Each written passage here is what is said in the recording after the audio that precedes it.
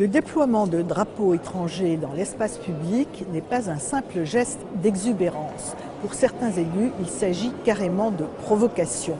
Le député des Bouches-du-Rhône, Guy Tessier, veut y mettre fin et soumettre ces déploiements à autorisation, voire à sanction. Il dépose une proposition de loi dans ce sens et il s'en explique.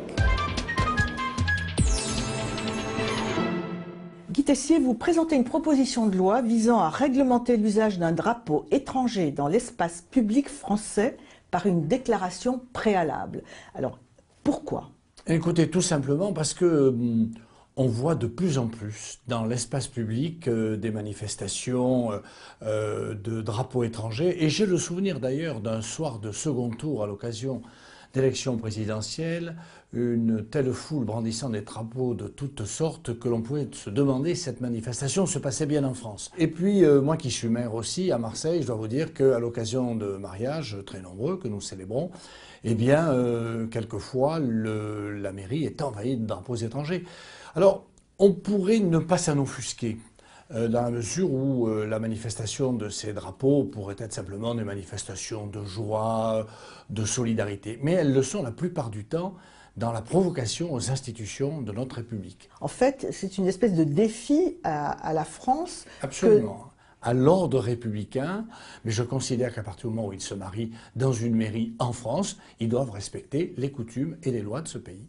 Alors, vous préconisez donc une déclaration préalable. Ça équivaut à une demande d'autorisation. Exactement, une demande d'autorisation. Je souhaiterais que les drapeaux étrangers fassent l'objet d'une autorisation et dans le cas contraire, qu'ils soient punis d'une amende de 5e classe. Ça équivaut à quoi ? Ça équivaut à une contravention relativement modeste, mais c'est simplement pour marquer l'interdiction et la sanctionner, bien entendu. S'il n'y a pas de sanction, c'est pas la peine qu'il y ait d'interdiction.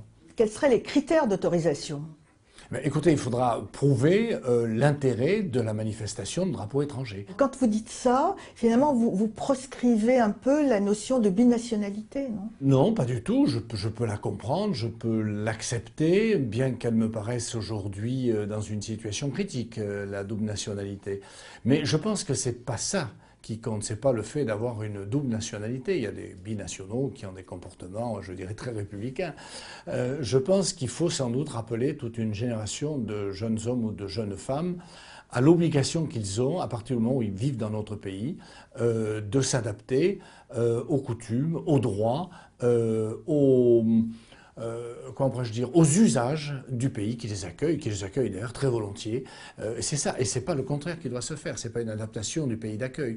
Et d'ailleurs, je pense, moi qui ai l'occasion de voyager pas mal, nous sommes sans doute un des rares pays à accepter de telles manifestations. Comment est-ce que vous imaginez la déclaration, la demande d'autorisation et aussi l'amende ?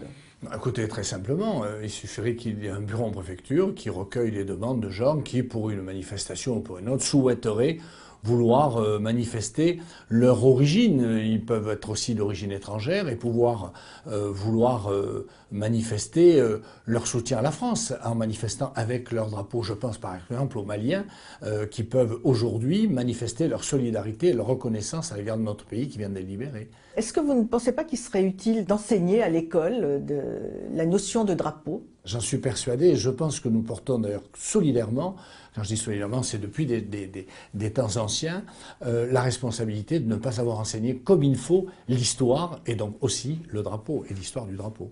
Est-ce que vous avez interdit l'accès de drapeaux dans les mairies ? Parce qu'après tout, le maire est maître chez lui. Absolument, je l'ai fait, je l'ai demandé très gentiment, très poliment. Et lorsque c'était moi qui célébrais, et je fais comprendre aux gens que c'était pas le moment, que c'était pas l'usage, et qu'ils veulent bien, avant que je célèbre ma cérémonie de mariage, très agréablement d'ailleurs, qu'ils plient leur drapeau, ce qu'ils ont accepté de faire, bien sûr. Donc finalement, est-ce qu'il faut légiférer là-dessus ? Je pense que oui, parce que c'est la multiplication. C'est qu'on voit ça s'étendre de jour en jour sur les stades, dans les manifestations de rue, dans les manifestations politiques, à tout instant. Donc cette manifestation du quotidien de drapeaux étrangers dans l'espace public a quelque chose de choquant, d'autant que je trouve que le fait que si des couleurs étrangères avancent, ça veut dire que notre drapeau recule. Et est-ce que vous pensez éventuellement utile d'entreprendre une action au niveau des associations de maires ? Moi, je pense que ce ne serait pas inutile, en tout cas, qu'on en parle. C'est justement parce qu'on ne parle pas de ces problèmes, parce qu'on a toujours une espèce de pudeur qui confine quelquefois, d'ailleurs, je pense peut-être à de lâcheté, d'ailleurs, de les aborder sans passion, de les aborder tranquillement, sereinement. Puis je crois aussi, comme vous le disiez tout à l'heure, faire beaucoup de pédagogie. Et c'est vrai que dans ce cas-là, l'école a un rôle très important et ce rôle, me semble-t-il, n'est pas suffisamment rempli.